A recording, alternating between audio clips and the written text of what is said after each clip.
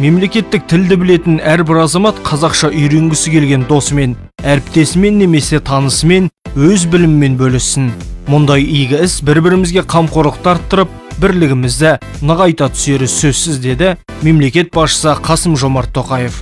Құрметті қостанайлықтар, қымбатты достар, қазіргі уақытта кез келген тілмен танысудың әртүрлі форматтары мен заманауи әдістері, ең бастысы тілді үйренуге деген ниет пен арманды жүзеге асырудың көптеген мүмкіндіктері бар. Қостанай облысы әкімдігінің тілдер дамыту басқармасы сіздерді Сөйлетайым қазақ тілінде сөйлесу клубының тұсаукесеріне шақырады. Біздің мақсатымыз мемлекеттік тілді үйренгісі келетін әр азаматқа көмек көрсету, өз ойын қазақ тілінде жеткізуге үйрету. Біздің кездесулеріміз ауызша сөйлесу, әңгімелесу, белгілі бір тақырыптарға ой жүгірту форматында өтетін болады. Бұл жерде грамматиканы оқытпайды, ең бастысы сізге баға қоймайды. Әр кездесуде сіздер облыстың танымал медиа тұлғаларымен, қазақ тілін меңгерген этнос өкілдерімен танысуға мүмкіндік аласыздар. Олар өздерінің жеке тәжірибелерімен қазақ тілінде тілдесетін болады. Сөйлетайым сіздермен әртүрлі алаңдарда кездесетін болады. Егер сіз қазақ тілін үйренгіңіз келсе, Сөйлетайымға келіңіз.